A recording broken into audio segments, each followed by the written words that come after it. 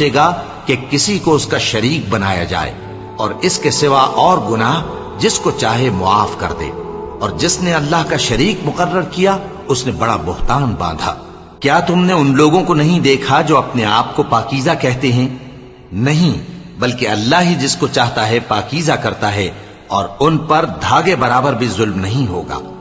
دیکھو یہ اللہ پر کیسا جھوٹ طوفان باندھتے ہیں، اور یہی کھلا گناہ کافی ہے۔ بھلا تم نے ان لوگوں کو نہیں دیکھا جن کو کتاب سے حصہ دیا گیا ہے کہ بتوں اور شیطان کو مانتے ہیں، اور کفار کے بارے میں کہتے ہیں کہ یہ لوگ مومنوں کی نسبت سیدھے رستے پر ہیں۔ یہی لوگ ہیں جن پر اللہ نے لعنت کی ہے، اور جس پر اللہ لعنت کرے تو تم اس کا کسی کو مددگار نہ پاؤ گے۔ کیا ان کے پاس بادشاہی کا کچھ حصہ ہے؟ اس صورت میں تو یہ لوگوں کو تل برابر بھی نہ دیں گے۔ یا جو اللہ نے لوگوں کو اپنے فضل سے دے رکھا ہے اس کا حسد کرتے ہیں۔ تو ہم نے خاندان ابراہیم کو کتاب اور دانائی عطا فرمائی تھی، اور سلطنت عظیم بھی بخشی تھی۔ پھر لوگوں میں سے کسی نے تو اس کتاب کو مانا اور کوئی اس سے رکا رہا، تو ان نہ ماننے والوں کے لیے دوزخ کی جلتی ہوئی آگ کافی ہے۔ جن لوگوں نے ہماری آیتوں سے کفر کیا ان کو ہم عنقریب آگ میں داخل کریں گے۔ جب کبھی ان کی کھالیں گل جائیں گی تو ہم ان کو اور کھالیں بدل کر دیں گے تاکہ ہمیشہ عذاب کا مزہ چکھتے رہیں۔ بے شک اللہ غالب ہے، حکمت والا ہے۔ اور جو لوگ ایمان لائے اور عمل نیک کرتے رہے ان کو ہم بہشتوں میں داخل کریں گے جن کے نیچے نہریں بہ رہی ہیں، وہ ان میں ہمیشہ ہمیشہ رہیں گے۔ وہاں ان کے لیے پاک بیویاں ہیں اور ان کو ہم گھنے سائے میں داخل کریں گے۔ مسلمانوں، اللہ تم کو حکم دیتا ہے کہ امانت والوں کی امانتیں ان کے حوالے کر دیا کرو، اور جب لوگوں میں فیصلہ کرنے لگو تو انصاف سے فیصلہ کیا کرو۔ اللہ تمہیں بہت خوب نصیحت کرتا ہے، بے شک اللہ سنتا ہے، دیکھتا ہے۔ مومنوں، اللہ اور اس کے رسول کی فرما برداری کرو، اور جو تم میں سے صاحب حکومت ہیں ان کی بھی۔ پھر اگر کسی بات میں تم میں اختلاف واقع ہو تو اگر اللہ اور روز آخر پر ایمان رکھتے ہو تو اس میں اللہ اور اس کے رسول کے حکم کی طرف رجوع کرو۔ یہ بہت اچھی بات ہے اور اس کا انجام بھی اچھا ہے۔ کیا تم نے ان لوگوں کو نہیں دیکھا جو دعویٰ تو یہ کرتے ہیں کہ جو کتاب تم پر نازل ہوئی اور جو کتابیں تم سے پہلے نازل ہوئیں ان سب پر ایمان رکھتے ہیں، اور چاہتے یہ ہیں کہ اپنا مقدمہ اللہ کے باغی کے پاس لے جا کر فیصل کرائیں، حالانکہ ان کو حکم دیا گیا تھا کہ اس کو نہ مانے، اور شیطان تو یہ چاہتا ہے کہ ان کو بہکا کر رستے سے دور ڈال دے۔ اور جب ان سے کہا جاتا ہے کہ جو حکم اللہ نے نازل فرمایا اس کی طرف رجوع کرو اور پیغمبر کی طرف آؤ، تو تم منافقوں کو دیکھتے ہو کہ تم سے گریز کرتے اور رکے جاتے ہیں۔ پھر کیسی ندامت کی بات ہے کہ جب ان کے اعمال کی شامت سے ان پر کوئی مصیبت واقع ہوتی ہے تو تمہارے پاس بھاگے آتے ہیں اور قسمیں کھاتے ہیں کہ واللہ ہمارا مقصود تو بھلائی اور مصالحت تھا۔ ان لوگوں کے دلوں میں جو جو کچھ ہے اللہ اس کو خوب جانتا ہے۔ تم ان کی باتوں کا کچھ خیال نہ کرو اور انہیں نصیحت کرو، اور ان سے ایسی باتیں کہو جو ان کے دلوں میں اثر کر جائیں۔ اور ہم نے جو پیغمبر بھی بھیجا ہے تو اسی لیے بھیجا ہے کہ اللہ کے فرمان کے مطابق اس کا حکم مانا جائے۔ اور یہ لوگ جب اپنے حق میں ظلم کر بیٹھے تھے، اگر تمہارے پاس آتے اور اللہ سے بخشش مانگتے اور پیغمبر بھی ان کے لیے بخشش طلب کرتے تو اللہ کو معاف کرنے والا بڑا مہربان پاتے۔ پس تمہارے پروردگار کی قسم، یہ لوگ جب تک اپنے تنازعات میں تمہیں منصف نہ بنائیں اور جو فیصلہ تم کر دو اس سے اپنے دل میں تنگ بھی نہ ہوں بلکہ اس کو خوشی سے مان لیں، تب تک مومن نہیں ہوں گے۔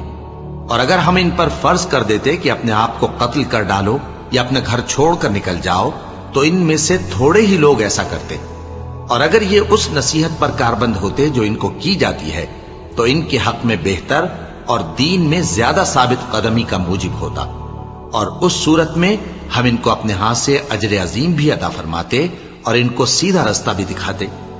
اور جو لوگ اللہ اور اس کے رسول کی اطاعت کرتے ہیں وہ قیامت کے روز ان لوگوں کے ساتھ ہوں گے جن پر اللہ نے بڑا فضل کیا، یعنی انبیاء اور صدیق اور شہید اور صالحین، اور ان لوگوں کی رفاقت بہت ہی خوب ہے۔ یہ اللہ کا فضل ہے اور اللہ جاننے والا کافی ہے۔ مومنوں، جہاد کے لیے ہتھیار لے لیا کرو، پھر یا تو جماعت جماعت ہو کر نکلا کرو یا سب اکٹھے کوچ کیا کرو، اور تم میں کوئی ایسا بھی ہے کہ خواہ مخواہ دیر لگاتا ہے اور پیچھے رہ جاتا ہے، پھر اگر تم پر کوئی مصیبت پڑ جائے تو کہتا ہے کہ اللہ نے مجھ پر بڑی مہربانی کی کہ میں ان میں موجود نہ تھا، اور اگر اللہ تم پر فضل کرے تو اس طرح سے کہ گویا تم میں اس میں دوستی تھی ہی نہیں، افسوس کرتا اور کہتا ہے کہ کاش میں بھی ان کے ساتھ ہوتا تو مقصد عظیم حاصل ہوتا۔ اب جو لوگ آخرت کو خریدتے اور اس کے بدلے دنیا کی زندگی کو بیچنا چاہتے ہیں، ان کو چاہیے کہ اللہ کی راہ میں جنگ کریں، اور جو شخص اللہ کی راہ میں جنگ کرے پھر شہید ہو جائے یا غلبہ پائے، ہم عنقریب اس کو بڑا ثواب دیں گے۔ اور تم کو کیا ہوا ہے کہ اللہ کی راہ میں اور ان بے بس مردوں اور عورتوں اور بچوں کی خاطر نہیں لڑتے جو دعائیں کیا کرتے ہیں کہ اے پروردگار ہم کو اس شہر سے جس کے رہنے والے ظالم ہیں نکال کر کہیں اور لے جا، اور اپنی طرف سے کسی کو ہمارا حامی بنا اور اپنی ہی طرف سے کسی کو ہمارا مددگار مقرر فرما۔ جو مومن ہیں وہ تو اللہ کی راہ میں لڑتے ہیں، اور جو کافر ہیں وہ شیطان کی راہ میں لڑتے ہیں، سو تم شیطان کے مددگاروں سے لڑو اور ڈرو مت، کیونکہ شیطان کا داؤ کمزور ہوتا ہے۔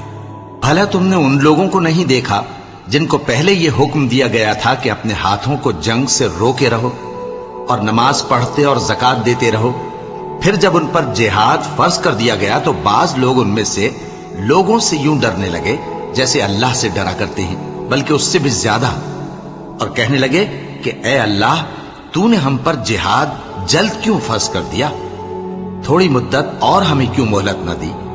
اے پیغمبر ان سے کہہ دو کہ دنیا کا فائدہ بہت تھوڑا ہے، اور بہت اچھی چیز تو پرہیزگار کے لیے نجات آخرت ہے، اور تم پر دھاگے برابر بھی ظلم نہیں کیا جائے گا۔